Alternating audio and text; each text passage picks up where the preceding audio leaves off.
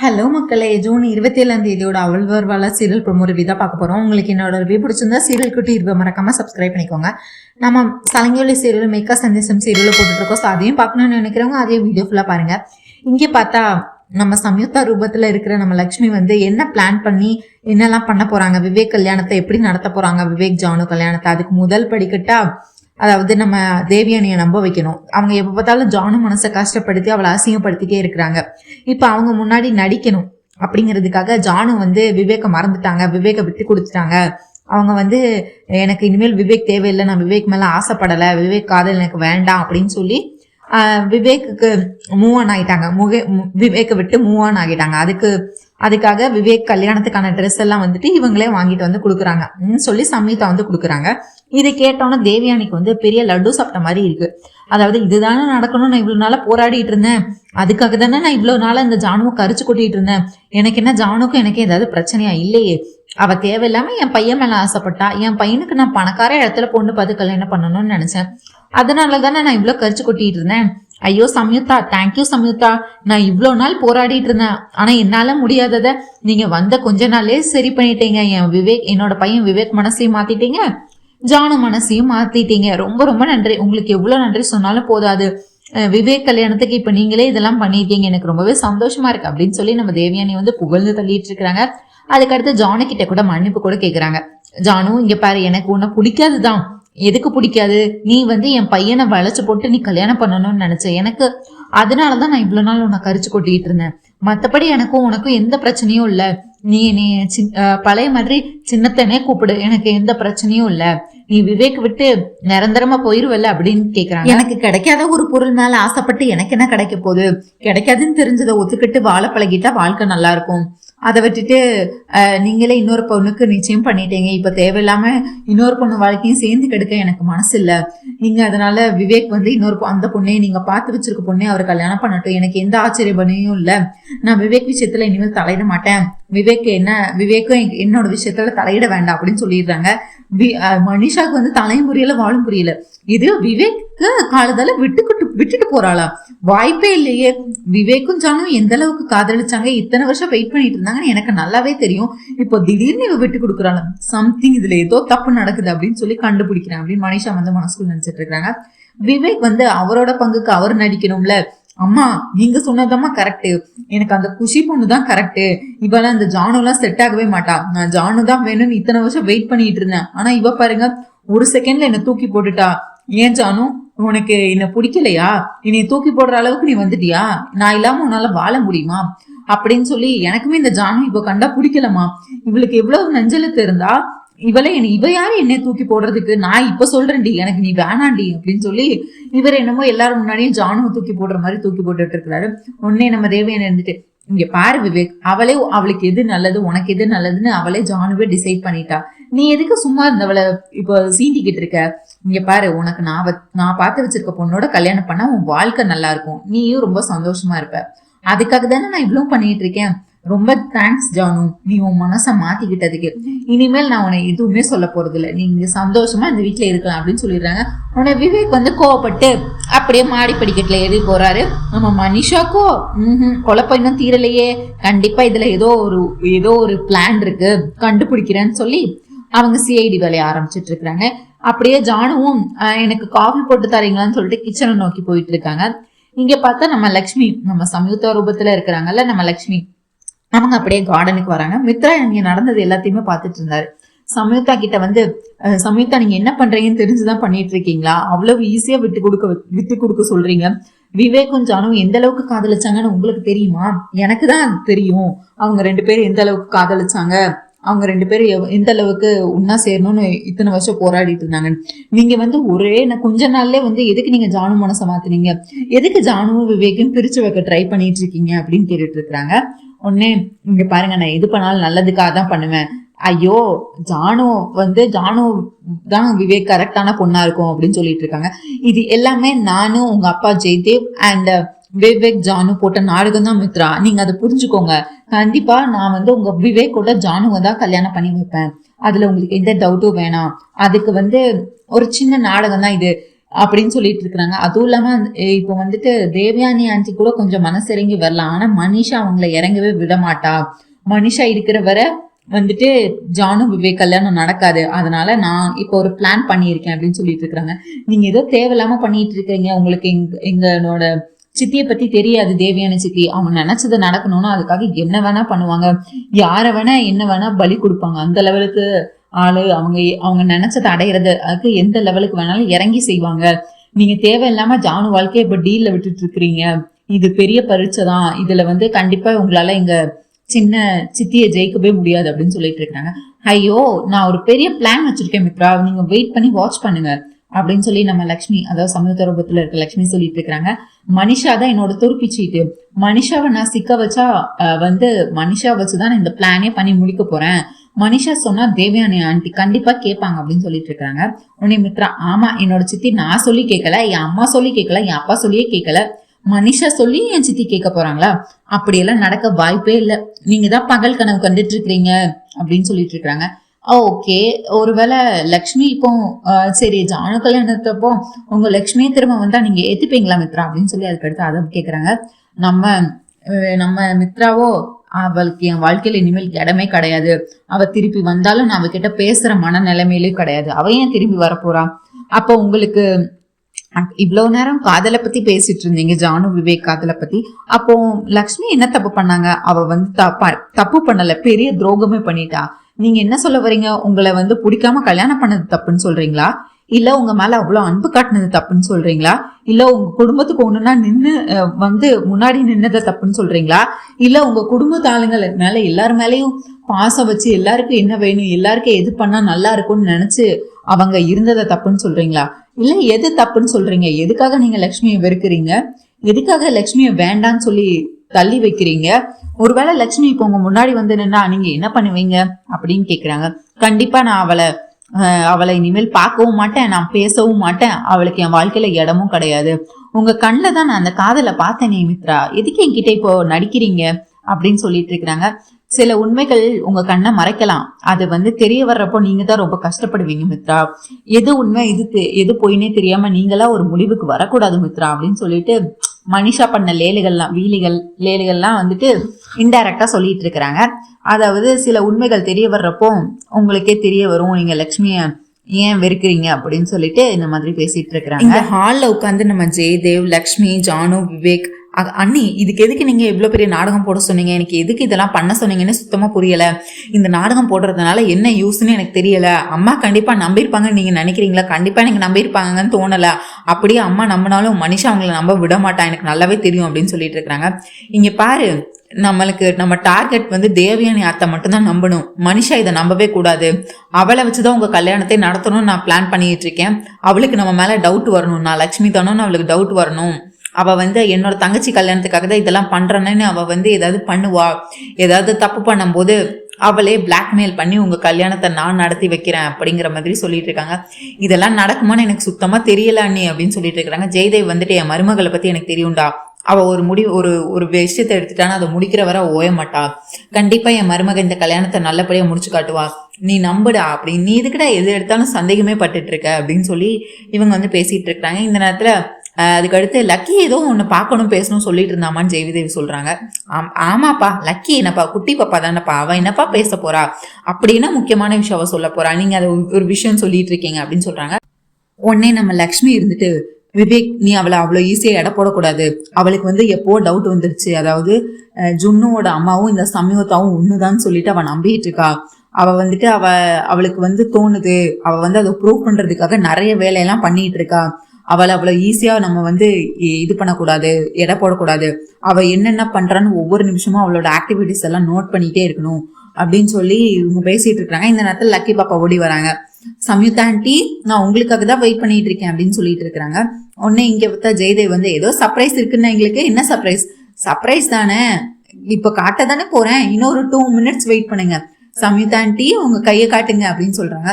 ஏன் கையா, எதுக்கு, நீங்க கொடுங்களேன் அப்படின்னு சொல்லி நம்ம லக்கி பாப்பா நம்ம லக்ஷ்மியோட கையை வாங்கி வாங்கி பாக்குறாங்க. அந்த பொட்டு ஒட்டுனாங்கல்ல, அவங்களோட கருப்பு பொட்டு எடுத்து கையில ஒட்டுனாங்கல்ல, ஐயோ இங்கதானே ஒட்டினேன், எங்க போச்சு, ஓ கீழே விழுந்திருக்குமா? இல்லையே, கீழே விழாது, அது நல்ல கம்மு தானே இருக்குமே, பொட்டு இங்கதான் நான் வச்சேன், எங்க போச்சு? அப்போ உண்மையிலே வந்து லக்ஷ்மி அம்மாவும் இந்த சம்யுக்தா ஆண்டியும் வேற வேறையா? அப்ப நான் தான் பொய்யா நினைச்சிட்டு இருக்கேனா? எனக்குதான் அப்படி தோணுதா? ஐயோ இப்ப எல்லாரும் கேட்பாங்களே, என்ன சர்ப்ரைஸ்மா, என்ன சர்ப்ரைஸ்ன்னு சொல்லிட்டு விவேக் கேட்கிறாரு, ஜெயதேவ் கேட்கிறாரு. அதெல்லாம் ஒன்றும் இல்லை அப்படின்னு சொல்லிட்டு, எனக்கு மூட் அப்செட்டா இருக்கு, நான் போறேன் அப்படின்னு சொல்லிட்டு எந்திரிச்சு போயிடுறாங்க. என்னாச்சு இவளுக்கு, எதுக்கு அப்படி பண்ணிட்டு இருக்கா அப்படின்னு சொல்லும்போது, லக்ஷ்மி நம்ம லக்கி பாப்பா போனதுக்கு அப்புறம், அவ லக்கியை நீங்க அவ்வளவு ஈஸியா எடை போடக்கூடாது மாமா. அவ என்னைய நிரூபிக்கிறதுக்காண்டி நான் என்னை வந்தோடனே அங்க ஜுனு வீட்டுல என்ன கட்டி அணைச்சுக்கிட்டு அவளோட பொட்டை என் கையில ஒட்ட வச்சு போயிருந்தா. இப்போ அதே பொட்டி என் கையில இருக்கா, இருந்துச்சுன்னா சம்யுக்தாவும் லக்ஷ்மியும் ஒண்ணுன்னு சொல்லிட்டு, சம்யுக்தாவும் ஜுன்னோட அம்மாவும் ஒண்ணுன்னு சொல்லி ப்ரூவ் பண்றதுக்காக இந்த மாதிரி பொட்டை தேடிட்டு இருந்தா. ஆனா நான் அப்பவே பார்த்து எடுத்துட்டேன் அப்படின்னு சொல்றாங்க. உடனே நம்ம விவேக் வந்து பெரிய ஷாக் ஆகுறாரு. அண்ணி இவள நம்ம லக்கிய ஏதோ லேசா எடை போடக்கூடாது, சின்ன பொண்ணுதான் நினைக்கவே கூடாது. நான்லாம் லக்கி வயசுல வந்து லாலிபப்பையே எப்படி சாப்பிடணும்னு தெரியாம இருந்துட்டு இருந்தாங்க. ஆனா இவ இந்த வயசுல இவ்வளவு யோசிச்சு அதை ப்ரூவ் பண்றதுக்காக என்னெல்லாம் பண்ணிட்டு இருக்கா, எனக்கு ஒரே வியப்பா இருக்கு அண்ணி அப்படின்னு சொல்லி இவங்கெல்லாம் இங்க பேசிட்டு இருக்கிறாங்க. அதுக்கடுத்து பார்த்தா நம்ம மனிஷாவும் தேவியானியும் வந்துட்டு, மனிஷாக்கு வந்து ஆல்ரெடி டவுட் வந்துருச்சு, இங்கேயும் அங்கேயும் நடந்துகிட்டு யோசிச்சுக்கிட்டே இருக்கிறாங்க. ஆல்ரெடி அவங்க மண்டைக்குள்ள 1008 கேள்வி இருக்கு, இந்த சம்யுக்தாவும் லக்ஷ்மியும் ஒண்ணுதானா அப்படின்னு சொல்லி. இப்போ வந்து விவேக் வந்து இந்த கல்யாணத்தை நிறுத்தினது, ஜானு வந்து வேண்டான்னு சொன்னது, இது எல்லாமே ஒரு நாடகம் தான், ஏதோ ஜானுவே கல்யாணம் பண்ண வைக்கிறதுக்கு ஏதோ பிளான் பண்ணிட்டு இருக்காங்க அப்படிங்கிற மாதிரி நம்ம தேவயானி கிட்ட சொல்லிட்டு இருக்காங்க. தேவயானி, ஆமா உனக்கு ஒரு வேலையில என்னத்தை தான் நீ அப்படி நாள் ஃபுல்லா உட்காந்து யோசிச்சுக்கிட்டே இருக்கிற மனிஷா, நீ யோசிச்சு உனக்கு பைத்தியம் தான் பிடிக்க போகுது அப்படின்னு சொல்லிட்டு இருக்காங்க. இப்போ ஏன் ஆண்டி எனக்கு வர டவுட் உங்களுக்கு வரலையா அப்படின்னு சொல்லிட்டு இருக்காங்க. எனக்கு அந்த சம்யுக்தா மேல எந்த டவுட்டும் இல்ல, சம்யுக்தா வேற லட்சுமி வேற தான். ஐயோ ஆண்டி நான் அதை கேட்கல, நான் விவேக் ஜானை பத்தி பேசிட்டு இருக்கேன். உனக்கு என்ன பிரச்சனை, நான் சந்தோஷமா இருந்தாலே உனக்கு பிடிக்காதா? விவேக்கே இப்பதான் அந்த ஜானுவும் வேண்டான்னு சொல்லியிருக்கா, ஜானுவும் அதே மாதிரி விவேக் வேண்டான்னு சொல்லிட்டு அவ வேலையை பார்த்துட்டு இருக்கா. இப்ப நான் நினைச்ச மாதிரி அந்த பொண்ணோட, நான் நினைச்ச பொண்ணோட, நான் பார்த்து வச்சிருக்க பொண்ணோட அவளுக்கு கல்யாணம் நடக்கும் போது நானே சந்தோஷத்துல இருக்கேன். அந்த சந்தோஷத்தை கெடுக்கிற மாதிரி நீ என்ன பண்ண போற அப்படின்னு சொல்லியிருக்கேன். உங்களுக்கு இன்னுமா ஆண்டி டவுட் வரல? அவ இத்தனை வருஷம் கல்யாணம் பண்ணணும்னு வெயிட் பண்ணிட்டு இருந்தா, இப்ப திடீர்னு வேண்டான்னு சொன்னா அப்ப அதுல ஏதோ பிரச்சனை இருக்கு, கண்டிப்பா இந்த கல்யாணம் நடக்காது ஆண்டி அப்படின்னு சொல்லிட்டு இருக்கிறாங்க. கண்டிப்பா நீங்க பாத்திர வச்சுக்க பொண்ணோட விவேக் கல்யாணம் நின்றும் பாருங்க அப்படின்னு சொல்லிட்டு இருக்கா. மனிஷா என்ன பேசுறோன்னு தெரிஞ்சுதான் பேசுறியா, எனக்கு தெரியும் நீ தான் இதை பிளான் பண்ணிட்டு இருக்க அப்படின்னு சொல்லிட்டு தேவயானி என்ன பண்றாங்க, மனிஷா மேல சந்தேகம் பண்றாங்க. இப்ப வந்து நீ மித்ரா கையால தாலி வாங்கி விவேக் கல்யாணத்துல கட்டிக்கணும்னு நினைச்சா, ஆனா மித்ராவோ இப்ப அந்த சம்யுக்தா பின்னாடி சுத்திட்டு இருக்கான், அவனுக்கு அந்த ப்ராஜெக்ட் தான் முக்கியம், அந்த ப்ராஜெக்டுக்காக உழைச்சிக்கிட்டு இருக்கான். இப்ப எப்படியும் மித்ரா வந்து உனக்கு கல்யாணம் பண்ணிக்க போறது இல்லைன்னு அவன் சொல்லிட்டான். அதனால இப்ப நீ விவேக் கல்யாணம் நடந்தாதான் மித்ரா உன் கழுத்துல தாலி கட்டுவார்னு விவேக் கல்யாணத்தை நிறுத்துறதுக்கு நீயே இந்த மாதிரி பிளான் பண்ணிட்டு இருக்கியா? உன்னோட பிளான் எல்லாம் இந்த மாதிரி ஏதாவது பிளான் வச்சிருந்தானே அதை இப்பவே உன் மனசுல இருந்து அழிச்சிரு. அதெல்லாம் நடக்காது. எனக்கு என் பையன் கல்யாணம் தான் முக்கியம், விவேக் கல்யாணம் தான் முக்கியம். அதனால விவேக் கல்யாணம் நீ யாரு தடுத்தாலும் விவேக்கோட கல்யாணம் நான் பார்த்து வச்சிருக்க பொண்ணோட நடக்கும் இந்த வாட்டி அப்படின்னு சொல்லி பேசிட்டு இருக்கிறாங்க. தேவயானி வந்து நம்ம மனிஷா மேல இப்ப சந்தேகப்பட ஆரம்பிச்சிட்டாங்க. இவதான் கல்யாணத்தை விட்டு இப்போ ஒரு வழியா அந்த ஜானு பிரச்சனை முடிஞ்சதுன்னு பார்த்தா இப்ப இந்த மனிஷா ஆரம்பிச்சிட்டாளா அப்படின்னு சொல்லி மனிஷா மேல கோவத்தை காட்டிட்டு இருக்கிறாங்க. மனிஷா அதுக்கடுத்து தேவயானி இந்த மாதிரி கத்திட்டு போயிடுறாங்க. மனிஷா என்னடா இது, நான் என்ன சொல்ல வரேன்னு கேட்காம இவங்களா ஒண்ணு புரிஞ்சுக்கிட்டு இவங்களா என் மேல சந்தேகப்பட்டு இவங்களா ஏதோ பைத்த மாதிரி உளறிட்டு இருக்காங்க. ஆண்டி நான் உங்களுக்கு இதெல்லாம் ப்ரூவ் பண்றேன் அப்படின்னு சொல்லிட்டு இருக்காங்க. இங்க மறுநாள் ஆகுது. அன்னைக்குதான் ஹச் அம்மான்னு தும்பி நம்ம லக்கி பாப்பா வந்து கல்யாணத்துக்கு எடுத்து விட்டாங்க, கல்யாண ட்ரெஸ் ஷாப்பிங் போறது. இன்னைக்கு வந்து கார் மேல ஏறி வந்துட்டு வெளியே பட்டுப்பாடம் எல்லாம் போட்டு அழகா பொண்ணு மாதிரி அழகா உட்காந்து யோசிச்சுட்டே இருக்கிறாங்க. சே நான் ப்ரூவ் பண்ணணும்னு நினைச்சது இப்படி நடக்காம போச்சே, அந்த சம்யுக்தா ஆண்டியும் லக்ஷ்மி அம்மாவும் ஒண்ணுதான் நான் ப்ரூவ் பண்ண முடியாம போயிருச்சு. ஒருவேளை அவங்க 2 பேரும் வேற தானா, நான் தான் அவங்க 2 பேரும் ஒண்ணுன்னு நினைச்சிட்டு இருக்கேனா, இதுக்கெல்லாம் எப்படிதான் நான் கண்டுபிடிக்கிறதோ அப்படின்னு சொல்லி யோசிச்சுட்டு இருக்கிறாங்க. இந்த நேரத்துல குஷி அவங்க எல்லாம் வராங்க, அதாவது விவேக் பார்த்திருக்க பொண்ணு அவங்க அப்பா அம்மா எல்லாரும் வராங்க, கார்ல வந்து இறங்குறாங்க. இறங்கிட்டு கல்யாண பொண்ணு வந்து நம்ம லக்கி பாப்பா பார்த்து, அம்மா இந்த பொண்ணு இங்கேதான் இருக்கா, அன்னைக்கே வந்து அபசகுணமா தும்மிருச்சு, இந்த பொண்ணு இங்கேதான் இருக்கு, இன்னைக்கே ஏதாவது அபசகுணமா ஏதாவது பண்ணிருமோன்னு எனக்கு பயமா இருக்கு அப்படின்னு சொல்லி நம்ம லக்கி பாப்பாவை பார்த்து திட்டிட்டு இருக்கிறாங்க அந்த கல்யாண பொண்ணு. லக்கி பாப்பா இவங்க வரதை பார்த்து வியந்து பார்த்துக்கிட்டே இருக்கிறாங்க, ஷாக் ஆகி. குஷி இந்த மாதிரி லக்கியை பார்த்து பயப்படும் போது குஷியோட அம்மா சொல்றாங்க, இங்க பாரு குஷி, ஏதோ ஒரு நாள் வந்து அந்த பொண்ணு தும்முச்சுன்னா எப்ப பார்த்தாலும் தும்பி அவசகுணமா ஏதாவது பண்ணுமா என்ன, அப்படியெல்லாம் எதுவும் இல்ல, நீ எதுக்கு இந்த மாதிரி நினைக்கிற அந்த பாப்பாவை, அது குட்டி பொண்ணு தானே, அதுக்கு என்ன தெரிய போகுது அப்படின்னு சொல்லிட்டு இருக்கிறாங்க. அதுக்கடுத்து இங்க குஷியோட அப்பா இருந்துட்டு, இங்க வாமா குட்டி பொண்ணு அப்படின்னு சொல்லி லக்கி கூப்பிடுறாங்க. உடனே வந்துட்டு வீட்டுல எல்லாரும் இருக்காங்களா ஏன் வீட்டுல இருக்காங்கன்னு தெரியாம தான் இங்க வந்தீங்களா அப்படின்னு சொல்றாங்க. சரி இன்னைக்கு எதுவும் நீ அபஸ்கோணமா தும்ப மாட்டல? ஏன்? ஆமா, என் தாத்தா சொல்லியிருக்காங்க அபஸ்கோணமா தும்மக்கூடாது. அப்ப அன்னைக்கு வேணும்னு தும்முனியா? நீ சொல்றதே எனக்கு புரியல அப்படின்னு சொல்லி குஷி இவங்க சொல்றது புரியலன்னு லக்கியை பார்த்து சொல்ல, லக்கி எனக்கு கூடதான் நீங்க என்ன பேசுறீங்க, நீங்க போறது எனக்கு பிடிக்கல அப்படின்னு சொல்லி இவங்களும் ஒண்ணு ஒண்ணா சொல்லிட்டு இருக்காங்க. எனக்கு கூட தான் நீங்க பேசுறது எதுவுமே எனக்கு புரியல. நான் உடனே இது என்ன செம வாயாடியா இருக்கு இந்த பொண்ணு அப்படின்னு சொல்லிட்டு குஷியோட அப்பா அம்மா வந்து என்ன இந்த பொண்ணு ரொம்ப ஓவரா பேசிக்கிட்டே இருக்கு அப்படின்னு சொல்லி லக்கியை பார்த்து பயந்துட்டு இருக்கிறாங்க. லக்கியும் வந்து சாதாரணமா இல்ல, ஒவ்வொரு இதுக்கும் பதிலடி கொடுத்துக்கிட்டே இருக்கிறாங்க இவங்களுக்கு, குஷிக்கு. சரி வீட்டுக்குள்ள போலாம்ல? ஆமா, இவ்வளவு தூரம் வந்துட்டு போகாதீங்கன்னு சொன்னா என்ன கேட்கவா போறீங்க, போங்க அப்படின்னு சொல்றாங்க. வீட்டுல எல்லாரும் இருக்காங்கல்ல, ஏன் இல்லைன்னு சொன்னா என்ன பண்ண போறீங்க அப்படின்னு சொல்லிட்டு எதிரும் புதிரமா பேசிட்டு இருக்காங்க நம்ம லக்கி பாப்பா. சரி இந்த பொண்ணு இப்படிதான் சொல்லிட்டு குஷியோட அம்மா அப்பா குஷி எல்லாரும் வீட்டுக்குள்ள போயிட்டு இருக்கிறாங்க. அங்க இருந்து பார்த்தா மாடி படிக்கட்டுல இருந்து இறங்கி வந்துட்டு இருக்கிறாங்க நம்ம தேவயானி. இவங்கள சம்மந்திய பார்த்தோன்னா அவங்களுக்கு ரொம்பவே சந்தோஷமா இருக்கு. வாங்க சம்மந்தி, வாங்க சம்மந்தி, நீங்க வந்ததுல ரொம்ப சந்தோஷம் அப்படின்னு பேசிட்டு இருக்கிறாங்க. குஷி நீயும் வந்ததுல ரொம்ப சந்தோஷமா? சரி மாப்பிள்ளை எங்க? இனிமேதான் வருவா, நம்ம கோயிலுக்கு போகலாம்ல அப்படின்னு கேட்டு இருக்காங்க. அதுக்கு தானே இன்னைக்கு வந்திருக்கீங்க, நல்லபடியா நம்ம கோயிலுக்கு போயிட்டு வரலாம் அப்படின்னு சொல்லிட்டு இருக்கிறாங்க. உடனே மனிஷா ஆண்டி கோயிலுக்கு உண்மையா போறீங்களா அப்படின்னு சொல்லிட்டு இவங்க இப்படி பேசிட்டு இருக்கும் போதே நம்ம தேவயானி இருந்துட்டு ஓவர் ஆக்டிங்கா நம்ம ஜானு போய் ஜானு அம்மா ஜானு ஜானு ஜானுன்னு ஏலம் போட்டுட்டு இருக்கிறாங்க. இந்த ஆண்டிக்கு என்ன பைத்தியம் கீத்தும் பிடிச்சிருச்சா? கோயிலுக்கு போகணும்னு பொண்ணு வீட்டுல இருந்து வந்து கூப்பிட்டு இருக்கிறாங்க. இவங்க எதுக்கு இப்ப தேவையில்லாம ஜானுவ பேரை ஏலம் போட்டுட்டு இருக்கிறாங்க. உடனே ஆண்டி என்ன பண்றீங்கன்னு தெரிஞ்சுதான் பண்ணிட்டு இருக்கீங்களா? இப்ப எதுக்கு நீங்க அந்த ஜானுவை கூப்பிட்டு இருக்கிறீங்க அப்படின்னு கேக்குறாங்க. எப்படியோ நம்ம நல்லவளா மாறினா இந்த உலகம் தாங்காது. அதே மாதிரி எனக்கு இவ்வளவு நாள் அந்த ஜானு எங்க என் விவேகா கல்யாணம் பண்ணிடுவாளோங்கிற பயத்துலதான் நான் அவன் மேல எரிச்சலை காட்டிட்டு இருந்தேன். ஆனா இவளே இப்ப விட்டு கொடுத்தும் போது நம்மளும் கொஞ்சம் அவன் மேல அன்பு இருக்கிற மாதிரி பாசம் இருக்கிற மாதிரி எனக்கு அவளை பிடிச்ச மாதிரி கொஞ்சம் நடிக்க வேண்டாம், அதுக்குதான் கோயிலுக்கு அவளையும் கூட்டிட்டு போலான்னு எனக்கு தோணுது அப்படின்னு சொல்லி கூப்பிட்டுட்டு இருக்கிறாங்க. உடனே ஜானு படியில இருந்து இறங்கி வராங்க. உடனே இந்த குஷி பொண்ணு அப்படியே எதிரியை பாக்குற மாதிரி பாத்துட்டு இருக்கிறாங்க. உடனே ஜானு வந்தோன்னே சொல்லுங்க ஆண்டி. என்னம்மா ஆன்டின்லாம் கூப்பிட்டு இருக்கிற? நான் உன்னை அத்தன் தானே கூப்பிட சொல்லியிருக்கேன், நீ என்னைய வாய் நிறைய அத்தன் கூப்பிட்டா எனக்கு எவ்வளவு சந்தோஷமா இருக்கும். சரி கோயிலுக்கு போறோம், நீயும் வரியா அப்படின்னு கேக்குறாங்க. சரிங்கத்தா அப்படின்னு சொல்லிட்டு இருக்கிறாங்க. டே விவேக் விவேக் விவேக்னு விவேக் அடுத்து கூப்பிட்டு இருக்கிறாங்க. உடனே விவேக்கும் மாடி படிக்கட்டுல இருந்து இறங்கி வந்துகிட்டே இருக்கிறாரு. வந்து அவர் வந்து முருகர் மாதிரி இந்த பக்கம் பார்த்தா நம்ம ஜானு டீச்சர் இருக்கிறாங்க, வலது பக்கம் பார்த்தா நம்ம குஷி நிக்கிறாங்க. ஆனா அவர் குஷியை கண்டுக்க கூட இல்ல, ஜானுவே பார்த்துட்டே இருக்கிறாரு. உடனே அதுக்கு அடுத்து டேய் குஷி வந்திருக்கால, அவர்கிட்ட பேசிட்டா 4 வார்த்தை அப்படின்னு சொல்லுவாரு. ஹலோ குஷி அப்படின்னு சொல்லிட்டு கையை கொடுக்குறாங்க. இங்க ஜானுக்கோ வயிறு எரியுது. மனிஷா எல்லாத்தையும் நோட் பண்ணிட்டு இருக்கிறாங்க, ஜானு எப்படி ரியாக்ட் பண்றாங்க. ஜானு கை, அதாவது விவேக்கும் அந்த குஷி பொண்ணு கை குடிக்கல, ஜானு வந்து மூஞ்சி எப்படி மாறுது அப்படி எல்லாத்தையும் பார்த்துட்டு இருக்கிறாங்க. உடனே அந்த குஷி பொண்ணும் வந்து நம்ம விவேக் கையை விடுவனாங்குது, அதாவது புடிச்சு வச்சுக்கிட்டு கையை கொடுத்துட்டு ஒரு செகண்ட்ல விடணும், அது விடாம உட்காந்து புடிச்சு வச்சுக்கிட்டு அப்படியே சிரிச்சுக்கிட்டே இருக்கு நம்ம விவேக்கை பார்த்து. விவேக்கும் கையை எடுக்க ட்ரை பண்றாரு, அந்த பொண்ணு குஷி பொண்ணு விவேக் கையை விடவே மாட்டேங்குது. உடனே நம்ம ஜானு பக்கத்துல இருந்துட்டு என்ன விவேக் இதுதான் சாக்குன்னு அந்த பொண்ணு கையை நல்லா பிடிச்சி விளையாண்டுட்டு இருக்கியா, ஒழுங்க கையை எடு நான் சொல்லிட்டு இருக்கேன்ல அப்படின்னு குஸ் குசுன்னு சொல்லிட்டு இருக்கிறாங்க. ஐயோ ஜானு நானே பிடிக்கல ஜானு அப்படின்னு சொல்லிட்டு அவரே கையை உதறிடுறாரு. அதுக்கடுத்து கோயிலுக்கு போகலாம்ல அப்படின்னு கேக்குறாங்க. கண்டிப்பா போலாமே அப்படின்னு சொல்லி இவங்க எல்லாரும் ரெடி ஆயிட்டு இருக்கிறாங்க. அதுக்கடுத்து நம்ம தேவயானி குடுகுடுன்னு மாடிக்கு ஓடி ஏறுறாங்க. ஏறி அப்போ கரெக்டா வந்து சம்யுக்தாவும் இவங்க தேவயானியும் மோதிக்கிறாங்க. ஆண்டி என்ன ஆச்சு அப்படின்னு சொல்லி, ஏன் இப்படி பரபரப்பா இருக்கிறீங்க அப்படின்னு சொல்லி கேட்டுட்டு இருக்காங்க. அது ஒன்றும் இல்லை சம்யுக்தா, நீயும் கோயிலுக்கு வரியா அப்படின்னு கேக்குறாங்க. இது கோயிலுக்கா? எனக்கு ஆஃபீஸ்ல நிறைய ஒர்க் இருக்கு, ஆஃபீஸ் ஒர்க் பாக்குறதுக்கு நிறைய வேலை இருக்கு, நான் இதுக்கு கோயிலுக்கு வந்து நான் என்ன பண்ண போறேன்?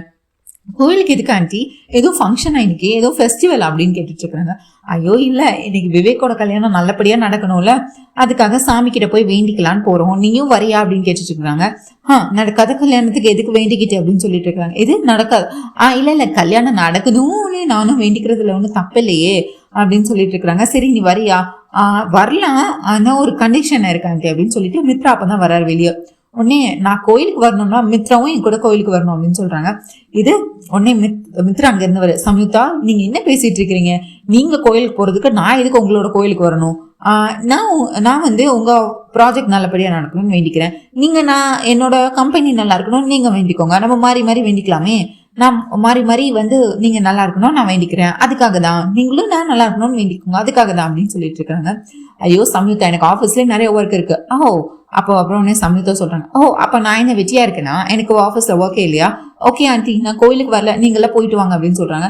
டேய் மித்ரா, எதுனா என்னடா பிரச்சனை, உன் தம்பி கல்யாணம் நல்லபடியா நடக்கணுங்கிறதுக்காக தானே இந்த பூஜையே பண்ண போறோம், ஏன்டா உன் தம்பி கல்யாணத்துக்கு கூட நீ இதுக்காக கூட வரமாட்டியா, அதை விட உனக்கு ஆஃபீஸ் வேலை தான் முக்கியமா, அதெல்லாம் இல்லை, நீ வர்ற மித்ரா அவ்வளவுதான் அப்படின்னு சொல்லிட்டு நம்ம தேவயானி வந்து ஓடிடுறாங்க.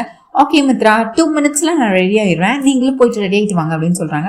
இவருக்கு வந்து போக பிடிக்கவே இல்லை, இதனால வேற வழி இல்லை, சம்யுக்தா கூப்பிட்டாங்கல்ல அப்படின்னு சொல்லிட்டு இவரும் போயிட்டு கிளம்பிட்டு இருக்கிறாரு. நம்ம சம்யுக்தாவும் அதாவது லக்ஷ்மியும் வந்துட்டு அப்படியே கொஞ்சம் ட்ரெடிஷ்னலா மாடர்ன் ட்ரெஸ் போடாம கொஞ்சம் ட்ரெடிஷ்னலா வேற மாதிரி சுடிதார் மாதிரி போட்டுட்டு வராங்க. உடனே நம்ம மித்ரா முதல்ல கடகடன் படியில இறங்கி வராரு. வந்தோடனே நம்ம மனிஷாக்கு வந்து கோவம் வருது. தேவயானி வந்துட்டு என்ன மித்ரா போலாமா அப்படின்னு சொல்லி கேட்டுட்டு இருக்காங்க. மித்ரா நீயும் கோயிலுக்கு வரியா அப்படின்னு கேக்குறாங்க மனிஷா. ஆமா சம்யுக்தா ரொம்ப ஃபோர்ஸ் பண்ணாங்க, அதனாலதான் வரேன், சம்யுக்தாக்காக தான் வரேன் அப்படின்னு சொல்றாங்க. இது சம்யுக்தாவா, இப்பதான் அந்த லக்ஷ்மி ஒஞ்சிருக்கான்னு நினைச்சா இப்ப இந்த சம்யுக்தா வந்து என்னோட மித்ரா வாடையெல்லாம் நினைச்சிட்டு இருக்காளா, விடுவேனா, நான் விட மாட்டேன், கண்டிப்பா கோயில போய் என்ன நடக்குன்னா பாக்கணும். ஆண்டி நானும் கோயிலுக்கு வரேன். என்ன உண்மையாதான் சொல்றியா மனிஷா, நீயும் கோயிலுக்கு வரியா? ஆமா ஆண்டி, இப்ப நான் கோயிலுக்கு வர வேண்டிய கட்டாயத்துல நான் இருக்கிறேன், நானும் உங்க கூட கோயிலுக்கே வரேன் அப்படின்னு சொல்லி மனிஷாவும் இப்ப கோயிலுக்கு கிளம்பி வந்துட்டு இருக்கிறாங்க. கோயிலுக்கு கிளம்பி வரேன் அப்படின்னு சொல்லிட்டு இருக்கிறாங்க. இப்ப மாடிப்படிக்கட்டுல இருந்து லக்ஷ்மி வராங்க. லக்ஷ்மி இறங்கி வரதா, அந்த சம்யுக்தா இறங்கி வராங்க. அப்படியே பார்த்தா நம்ம மனிஷா கணக்கு அது லக்ஷ்மி மாதிரியே தெரியுது. அப்படியே ஜூம் அப்படியே கண்ணை திறந்து பாக்குறாங்க. இது லக்ஷ்மியா இல்ல மனிஷாவா, சரி லக்ஷ்மியா இல்ல சம்யுக்தாவா, லக்ஷ்மியே தான், லக்ஷ்மி மாதிரியே இருக்குன்னு சொல்லிட்டு திரும்ப அவங்க வந்து நம்ம மனிஷாவை ஏதாவது பேசணும்ல, என்ன மனிஷா நீயும் வரியா கோயிலுக்கு அப்படின்னு கேக்குறாங்க. ஆமா நானும் வர வேண்டிய கட்டாயத்துலதான் இருக்கேன், சரி கிளம்பலாமா, ரொம்ப நேரம் ஆச்சு அப்படின்னு சொல்லி எல்லாரும் கோயிலுக்கு கிளம்புறத வச்சுட்டு இருக்கிறாங்க. இங்க பார்த்தா நம்ம மித்ரா கார்ல மித்ரா கார் ஓட்டுறாரு. நம்ம லக்ஷ்மி வந்து முன்னாடி உட்காந்துருக்காங்க. பின்னாடி பார்த்தா ஜானு டீச்சரும் நம்ம லக்கி பாப்பாவும் ஒரு கார்ல இருக்கிறாங்க. அவங்க எல்லாம் மத்த பேர்லாம் வேற கார்ல அப்படி போயிட்டு இருக்கிறாங்க எல்லாரும். உடனே போயிட்டு இருக்கும்போது அப்பா எனக்கு ரொம்ப போர் அடிக்குதுப்பா அப்படின்னு சொல்லி லக்கி பாப்பா சொல்லிட்டு இருக்கிறாங்க. ஜுன்னுவையும் நம்ம கோயிலுக்கு கூப்பிடலாம்ப்பா அப்படின்னு சொல்லிட்டு இருக்கிறாங்க. எதுக்குமா, ஏமா எல்லா நேரமும் போற இடத்துக்கு எல்லாம் உனக்கு ஜுன்னுவை கூப்பிடணுமா, இப்ப என்ன, ஆமா நீங்க எல்லாம் பெரியவங்க, நீங்க எல்லாம் உங்களுக்குள்ள பேசிப்பீங்க, என் கூட விளையாடுறதுக்கு அங்க கோயில யாரு இருக்கா, எனக்கு ரொம்ப போர் அடிக்கும், அதுவும் இல்லாம ஜுன்னு என்னோட தம்பி மாதிரி தானேப்பா, அவன் கூட பேசிட்டு விளையாடிட்டு இருந்தா எனக்கும் டைம் பாஸ் ஆகும்ல, அவன் பரவாயில்ல நான் அவனை கூப்பிடணும், போனை கொடுங்கப்பா அப்படின்னு சொல்லிட்டு இருக்காங்க.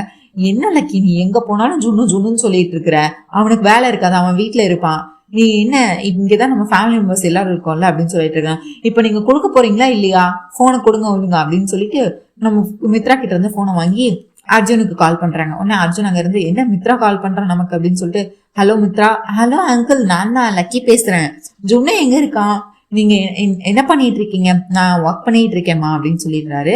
உடனே நீங்க என்ன பண்ணாலும் பரவாயில்ல, நீங்க ஜுன்னுவை கூட்டிட்டு உடனே கோயிலுக்கு கிளம்பி வாங்க அப்படின்னு சொல்றாங்க. ஏம்மா என்னாச்சு, அது மட்டும் இல்ல நீங்க கூட ஜுன்னு அம்மாவையும் கூட்டிட்டு வரணும் அப்படின்னு சொல்றாங்க. இது ஜுன்னு அம்மாவா, இல்லம்மா அவங்களுக்கு நிறைய ஒர்க் இருக்கு, அவங்க எல்லாம் இன்னைக்கு பிஸி, இன்னைக்கு வரமாட்டாங்கம்மா எங்கேயும் அப்படின்னு சொல்லிட்டு இருக்காங்க.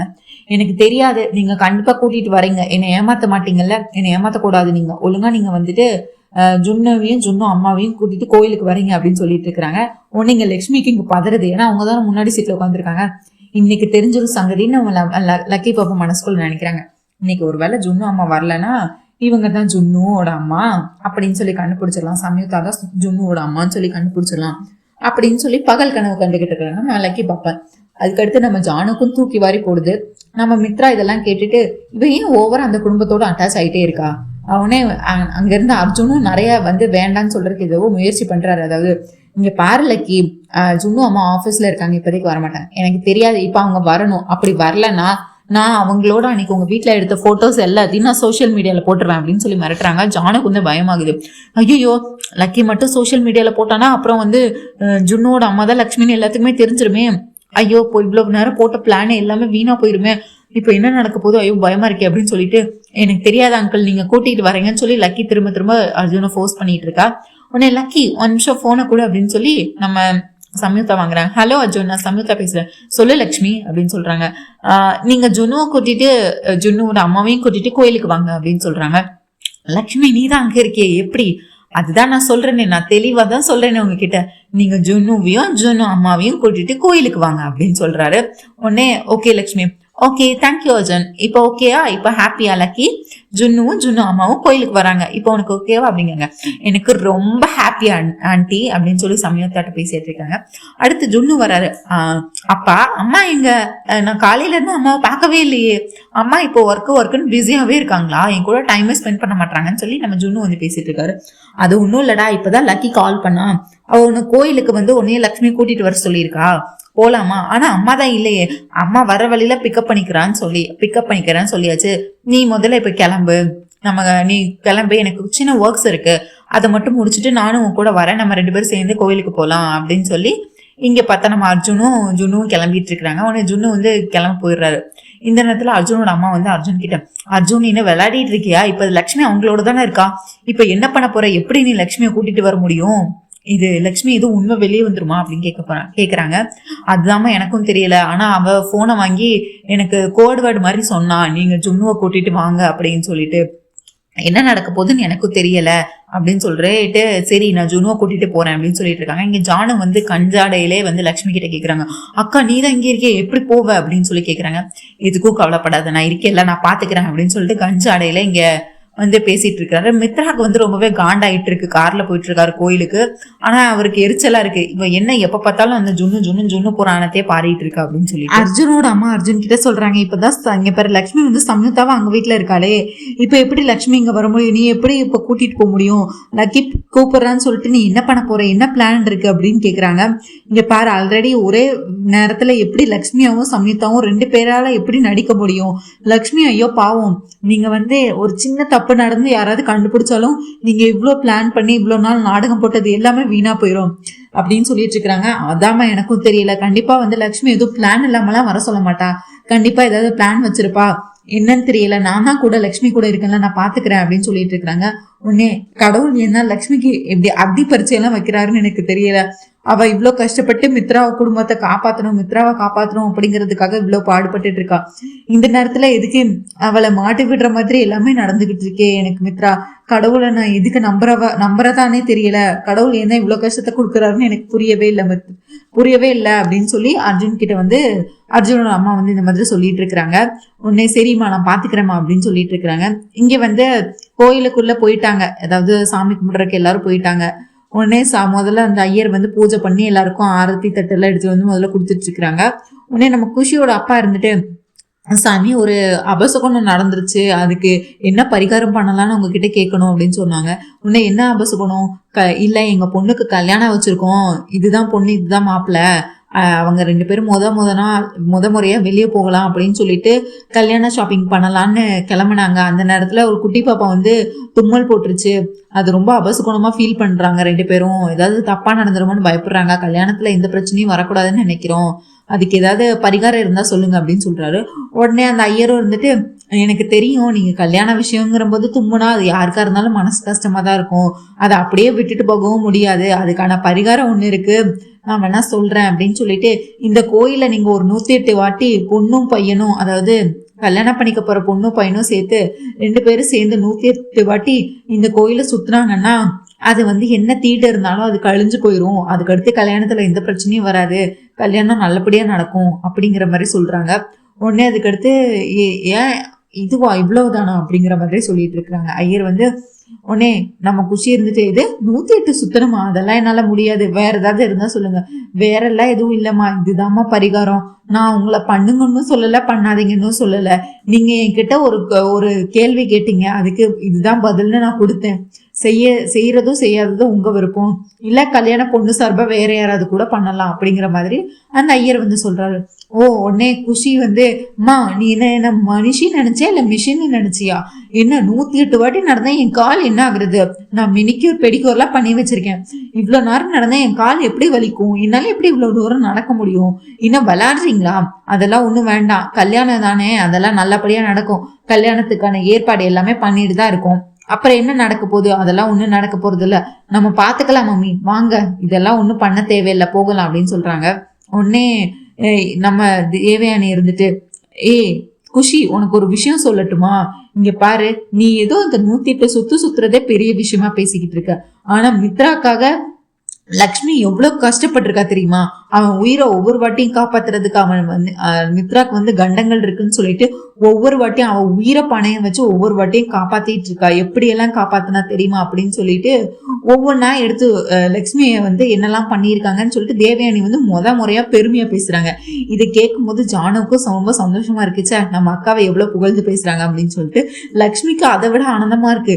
தேவயானி அத்தா முறையா லக்ஷ்மியை வந்து அதாவது என்னைய புகழ்ந்து பேசுறாங்க. இதெல்லாம் அவங்க எப்பவும் கரிச்சு கொட்டிட்டே தானே இருப்பாங்க, என்ன ஒரு அதிசயம் அப்படின்னு சொல்லி பாக்குறாங்க. விவேக்குக்குமே அது ஒரு மாதிரி சந்தோஷமா தான் இருக்கு. இவங்க இப்படி பேசிட்டு இருக்கும்போது பார்த்தா லக்கி பாப்பா வந்து குடுக்குடன் ஐ குட்டி மாடு அப்படின்னு சொல்லிட்டு பசு இருக்கும்ல கண்ணுக்குட்டியை பார்க்க போயிருவாங்க. அப்பதான் இந்த டைலாக் எல்லாம் சொல்லியிருப்பாங்க நம்ம தேவயானி. லக்ஷ்மி மித்ராக்காக என்னெல்லாம் பண்ணியிருக்கா தெரியுமா, அதெல்லாம் தெரிஞ்சா இதெல்லாம் கால் தூசி மாதிரி, அவ எவ்வளவுலாம் கஷ்டப்பட்டிருக்கா தெரியுமா அப்படின்னு சொல்லிட்டு மித்ரா இதெல்லாம் கேட்கும்போது மித்ரா வந்து ஒண்ணு நினைச்சு பாப்பாரு. அதாவது வாட்டி அவர் வந்து ஒரு கார்ல வந்து ஒரு அடியால் வந்து அடிச்சிட்டு இருப்பாங்க, அதாவது கத்தியால குத்த வருவாங்க. அந்த நேரத்துல நம்ம லக்ஷ்மி வந்து காருக்குள்ள இருந்து புகுந்து வந்து காரை ஆன் பண்ணி அந்த அடியால் மேல ஏத்துவாங்க, வந்து நினைச்சு பார்ப்பாங்க. அதுக்கடுத்து ஒரு பெரிய லைட் வந்து அவர் மேல விழுக வரும், அப்போ வந்து மித்ரா அப்படின்னு சொல்லி தள்ளி விட்டுட்டு போவாரு, அதை நினைச்சு பார்ப்பாங்க. அதுக்கடுத்து தீயில இருந்து காப்பாத்துவாங்க, அதை நினைச்சு பார்ப்பாங்க. அப்புறம் வந்து முதல்ல வந்து அவரை கடிக்க வரும், கத்தியை எடுத்து அந்த முதலே தண்ணிக்குள்ள வச்சு குத்துன்னு குத்தி சாகடிச்சு மித்ராவை காப்பாத்துவாங்க. இது எல்லாமே நம்ம மித்ரா வந்து ஒண்ணா லக்ஷ்மி வந்து காப்பாத்தினது எல்லாருமே நினைச்சு பார்ப்பாங்க. அவருக்கு வந்து மைண்ட் டிஸ்டர்ப்ட் ஆயிரும். உடனே அந்த இடத்த விட்டு அப்படியே நகர்ந்து வந்துருவாரு. உடனே மனிஷா வந்து இது எல்லாத்தையும் நோட் பண்ணுவாங்க. ஆண்டி, இப்ப நீங்க என்ன விஷயத்துக்காக வந்திருக்கோமோ அதை பத்தி மட்டும் பேசுறது நல்லதுன்னு நினைக்கிறேன், எதுக்கு தேவையில்லாம இப்ப நீங்க அந்த லட்சுமியை பத்தி பேசிட்டு இருக்கிறீங்க அப்படின்னு சொல்லுவாங்க. இப்போ இங்க யார் அந்த பூஜையை அதாவது அந்த பரிகாரத்தை பண்றது அதை பத்தி மட்டும் பேசுங்க அப்படின்னு சொல்றாங்க. இங்க பாருங்க, உடனே அந்த குஷியோட அம்மா இருந்துட்டு கண்டிப்பா என் பொண்ணு பண்ண மாட்டா, உடனே தேவயானி இருந்துட்டு நீங்க பண்ணுவீங்க, ஐயோ எனக்கும் தான் கால் வலிக்கும், நானும் வந்து சில்வர் ஸ்பூன் பேபி தான், என்னாலலாம் இதெல்லாம் பண்ண முடியாது அப்படின்னு சொல்றாங்க. சரி வேற யாரு, சரி நீங்களே பண்ணுங்களா தேவயானி. ஐயோ நான் பண்றதா, எனக்கெல்லாம் நடக்க முடியாது அப்படின்னு சொல்றாங்க. ஏன் மனிஷா நீ பண்றியா, ஹலோ ஆண்டி, என்ன உங்க பொண்ணு மட்டும் என்ன தங்கத்துல பிறந்து தங்கத்துல வளர்ந்துருக்கானா, நானும் அதே மாதிரி காரு பங்களான்னு எல்லாம் சேர்த்து பிறந்தவதான், நான் ஒன்னும் அரை டிக்கெட் கிடையாது, நீங்க என்ன சொன்னாலும் செய்யறதுக்கு, மைண்ட் ஓவர்ஸ் என்ன பேசுறீங்கன்னு தெரிஞ்சுதான் பேசுறீங்களா அப்படின்னு சொல்லி தேவையில்லாம என்னென்ன வேலைக்காரி நினைச்சிட்டு இருக்கீங்களா, நானும் பெரிய இடத்து பொண்ணுதான், எனக்கும் சொத்து பத்து எல்லாம் இருக்கு, நானும் வந்து பெரிய இடத்து பொண்ணுல இருந்துதான் வந்து இந்த வீட்டுல இருக்கேன், அதை விட்டுட்டு தேவையில்லாம ஏதாவது பேசிட்டு இருக்காதீங்க அப்படின்னு சொல்லி நம்ம மனிஷா வந்து நீ வேணா என் பொண்ணுக்கு பதிலாக அந்த பரிகாரத்தை பண்றேன்னு கேட்கும்போது மனிஷாவும் பண்ண முடியாதுன்னு சொல்லிடுறாங்க. உடனே அங்க வேற யாரு இருக்கா அப்படின்னு சொல்லிட்டு நம்ம லக்ஷ்மி பாக்குறாங்க அமெரிக்கால இருந்து. ஐயோ இந்த பொண்ணு லக்ஷ்மி கிட்ட எதுவுமே கேட்கல, அதாவது சம்யுக்தா கிட்ட. ஐயோ இங்க இருக்கிற யாருமே பண்ண மாட்டாங்க, இவ அமெரிக்கால படிச்சு வளர்ந்த பொண்ணு, இது எங்க பண்ண போகுது, இந்த பொண்ணு பண்ணாது, சரி கடைசி வழியா சரி நீ இருக்கிறல்ல ஜானு, நீ பண்றியா, நீ வந்து இது 108 வாட்டி சுத்து, அதுக்கு என்ன காசோ நான் உனக்கு கொடுத்துடுறேன், நீ எவ்வளவு காசு கேட்டாலும் நான் கொடுக்குறேன், என் பொண்ணு கஷ்டப்படுறதை என்னால பார்க்க முடியாது அப்படின்னு சொல்றாங்க. உடனே லக்ஷ்மிக்கு வந்து கோவம் வருது, என் தங்கச்சி என்ன அவ்வளவு இழிச்சவாயா, அதாவது ஒரு அசிங்கமா பேசியிருக்க கூடாது, நீ இந்த உதவியா பண்றியான்னு கேக்குறது வேற, அதை விட்டுட்டு நான் வேணா உனக்கு காசு கொடுக்குறேன், என் பொண்ணெல்லாம் இப்படி கஷ்டப்படுத்தி என்னால பார்க்க முடியாது, அதுக்காக வேற யார் கஷ்டப்பட்டாலும் சரிங்கிற மாதிரி அந்த குஷியோட அம்மா வந்து சொல்றாங்க. உடனே நம்ம ஜானுவும் வந்து யோசிச்சு பாக்குறாங்க அழுதுகிட்டே. அதுக்கடுத்து இங்க பாருங்க, நீங்க இதை உதவியா கேட்டீங்க, நான் உங்களுக்கு வேணா உதவியா இதை பண்ணி கொடுக்குறேனே தவிர அதை விட்டுட்டு நீங்க எனக்கு இதுக்கு காசு தந்து என்ன நீங்க இதெல்லாம் படுத்த வேண்டாம் அப்படின்னு சொல்றாங்க. உடனே குஷிக்கு வந்து ரொம்ப ஹாப்பியா இருக்கு, அப்பாடா இப்பதான் நிம்மதியா இருக்கு, எங்க இந்த 108 இதெல்லாம் என்னால பண்ண முடியாது, வேற யாரா கிடைப்பான்னு நினைச்சிட்டு இருந்தீங்க, இப்ப நீங்க எனக்காக இந்த ஹெல்ப் பண்ண போறீங்க, எனக்காக இதை பண்ண போறீங்கல்ல, எனக்கு அதுவே ரொம்ப ஹாப்பி, தேங்க்ஸ் ஜானு, நீங்க எனக்காக இதை பண்றேன்னு ஒத்துக்கிட்டதுக்கு ரொம்பவே நன்றி அப்படின்னு சொல்றாங்க. இங்க லக்ஷ்மிக்கு வந்து ஒரு சந்தோஷமா இது, அதாவது இந்த பரிகாரத்தை வந்து கணவன், அதாவது கல்யாணம் பண்ணிக்க போற கணவன் மனைவி தான் பண்ணணும், இப்ப வந்து அந்த விவேக் ஜானு தான் கல்யாணம் பண்ணணும்னு நினைச்சிட்டு இருக்கிறாங்க. இப்ப அவங்களே 2 பேரும் சேர்ந்து இந்த பூஜையை, அதாவது இந்த பரிகாரத்தை பண்ண போறாங்கன்னு நம்ம லக்ஷ்மிக்கும் ஹாப்பியா இருது. உடனே இங்க ஜானுவும் விவேக்கும் வந்து சரி நாங்க 108 பிரதட்சணை பண்ணிட்டு வரோம்னு சொல்லிட்டு கோயில சுத்த ஆரம்பிக்கிறாங்க. உடனே நம்ம லக்ஷ்மி இருந்துட்டு மித்ரா எங்க போனாங்கன்னு சொல்லிட்டு மித்ரா கிட்ட அவங்கதான் சான்ஸ் கிடைக்கும் போதுதான் லட்சுமியை பத்தி யோசின்னு சொல்லி ஞாபகப்படுத்திட்டே இருக்கிறாங்களே, என்ன மித்ரா உங்க தேவயானி ஆண்டி சொன்னதெல்லாம் உண்மையா, லட்சுமி உங்களுக்காக அவ்வளவு பண்ணியிருக்காங்களா, உங்க உயிரை காப்பாத்துறதுக்காக ஒவ்வொரு வாட்டியும் அவ்வளவு பண்ணியிருக்காங்களா அப்படின்னு கேக்குறாங்க. ஆமா தேவயானியத்தை சொன்னது எல்லாமே உண்மைதான், லக்ஷ்மி என் உயிரை பல வாட்டி இல்ல ஒரு வாட்டி இல்ல பல வாட்டி என் உயிரை காப்பாத்திருக்கா, அது எல்லாமே உண்மைதான் அப்படின்னு சொல்றாங்க. ஓ மை காட், அவ்வளவு உண்மையா, அவ்வளவு காதலிச்சாங்களா உங்களை, எவ்வளவு காதல் இருந்தா ஒருத்தங்களுக்காக இவ்வளவு பண்ண முடியும், என்னால யோசிக்க கூட முடியல, ஒருத்தர் இவ்வளவு ஒரு பர்சனுக்காக இவ்வளவு பண்ணுவாங்களா அப்படின்னு சொல்லிட்டு. உடனே மித்ரா வந்து நினைச்சு பாக்காரு. அதாவது மித்ரா உயிரை காப்பாத்துறதுக்காண்டி தன் உயிரை பணையம் வச்சு ஒரு வாட்டி ஆம்புலன்ஸ்ல போயிட்டு இருக்கும்போது விவேக் வந்து மித்ரா கிட்ட சொல்லுவாரு, அண்ணா உன் உயிரை காப்பாத்துறதுக்காண்டி அண்ணி அவங்க உயிரை பணையம் வச்சுட்டாங்க, இப்ப காப்பாத்த முடியுமான்னு தெரியலண்ணா அப்படின்னு சொல்லிட்டு இருக்கிறாங்க. அந்த மாதிரி நடந்ததெல்லாம் சொல்லிட்டு இருப்பாங்க. உடனே ஆமா அதெல்லாம் உண்மைதான், அதெல்லாம் ஒரு காலம்தான் அப்படிங்கிற மாதிரி முதல்ல லட்சுமி அப்போ என் மேல உண்மையில அன்பு வச்சிருந்தா அப்படிங்கிற மாதிரி சொல்றாங்க. ஐயோ மித்ரா, அது என்ன முதல்ல வச்சிருந்தாங்க ரெண்டாவது வச்சிருந்தாங்க அப்படியெல்லாம் இல்ல, ஒருத்தங்க உண்மையா அன்பு வச்சிருந்தாங்கன்னா அந்த அன்பு எப்பவுமே மாறாது. நீங்க தான் மேபி தப்பா புரிஞ்சிட்டு இருக்கலாம், மேபி உங்க கோணத்தை யோசிச்சுதான் பாருங்களேன்.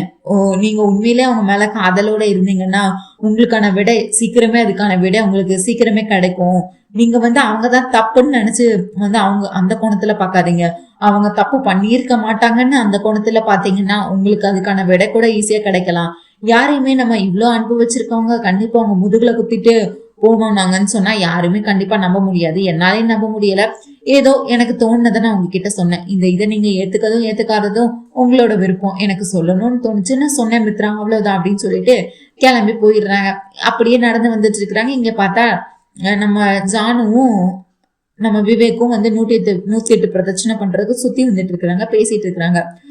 ஜானு, எனக்கு இது வந்து ரொம்ப சந்தோஷமா இருக்கு பாரு, அந்த கடவுளே நம்ம கல்யாணத்துக்கு வந்து ஆசீர்வாதம் பண்ண மாதிரி இருக்கு. இங்க பாரு, இந்த பரிகாரத்தை வந்து கல்யாண பொண்ணு பையனும் தான் செய்யணும்னு சொன்னாங்க. ஆனா இப்ப பாரு எப்படியோ அந்த குஷி நான் செய்ய முடியாது, எனக்கெல்லாம் இது பண்ண முடியாதுன்னு சொல்லி கடைசியா அந்த கடவுள் வந்து உன்னைய பண்ற மாதிரி வச்சார்ல, எனக்கு நம்பிக்கை இருக்கு, கண்டிப்பா அந்த கடவுள் வந்து நம்ம காதல சேர்த்து வைப்பாரு அப்படின்னு சொல்றாருங்க விவேக். உடனே நம்ம ஜானு இருந்துட்டு எனக்கு பயமா தான் இருக்கு, அந்த குஷி உன்கிட்ட நெருங்கி வர நீ எனக்கு தூரமாயிருவியோன்னு விவேக் கொஞ்சம் பயமா தான் இருக்கு.